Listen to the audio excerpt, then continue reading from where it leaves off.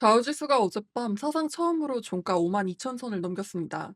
사실 2주 전에도 코앞까지 갔었는데 그때는 51,999포인트였거든요. 그런데 어젯밤엔 구글을 새 식구로 들이면서 단숨에 52,000선을 확실하게 밟았습니다.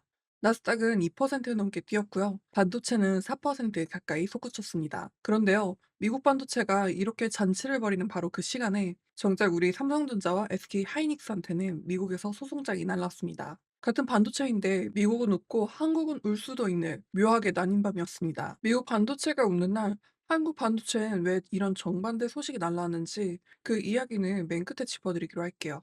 나나의 경제 시선에서 놓치면 안 될 데이터를 확인하세요. 먼저 숫자부터 빠르게 짚을게요. 4대 지수는 전부 올랐습니다. 다우가 52,182포인트로 0.59% 상승했고요. S&P 500이 7,440포인트로 1.18% 상승했습니다. 나스닥은 25,820포인트로 2.07% 올랐고요. 필라델피아 반도체 지수는 13,709포인트로 3.83%나 솟구쳤습니다. 종목을 보시면 테슬라가 8.46%로 가장 많이 뛰었고요. 다우에 새로 편입된 구글이 4.82%, 아마존이 3.2%, 메타가 2.24%, 엔비디아도 1.27% 올랐습니다. 반대로 애플이 0.72% 떨어졌고요. 마이크로소프트는 1.18% 떨어졌습니다. 섹터로 보면 구글과 메타가 속한 커뮤니케이션 서비스가 2.92%로 가장 강했고요.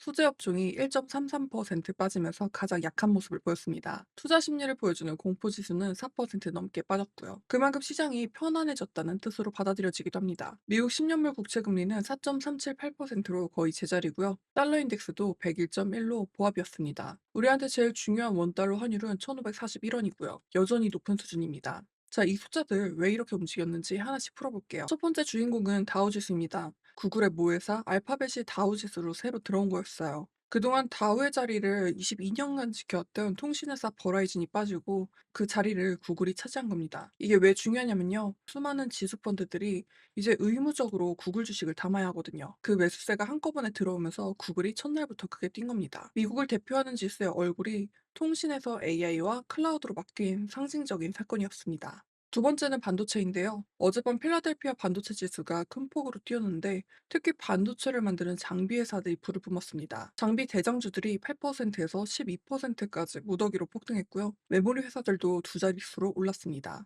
AI 때문에 메모리 수요가 여전히 강하게 살아있다는 기대가 칩을 만드는 장비 회사들까지 함께 밀어올린 거예요.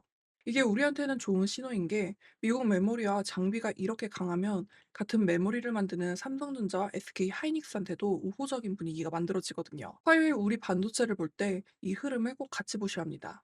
세 번째는 어젯밤 가장 드라마틱했던 장면인데요. 일론 머스크의 우주기업 스페이스X죠. 미국 최대 가정용 인터넷 케이블 회사인 차터 커뮤니케이션즈와 손잡고 소비자 모바일 사업을 함께 논의하고 있다는 소식이 나왔습니다. 스페이스X의 위성통신 스타링크가 이제 휴대폰 시장까지 넘본다는 거죠. 그러자 파트너로 거론되는 차터는 기대감에 7.1% 뛰었지만 기존 통신 강자들은 정반대였습니다. 다우에서 막 퇴출된 버라이즌이 5.24%, 티모바일이 4.77% 나란히 추락했습니다. 새로운 위협 앞에서 누구는 손을 잡고 누구는 떨어진 통신판의 지각 변동이었습니다. 한편 어젯밤 가장 많이 오른 테슬라는 결이 좀 달랐는데요.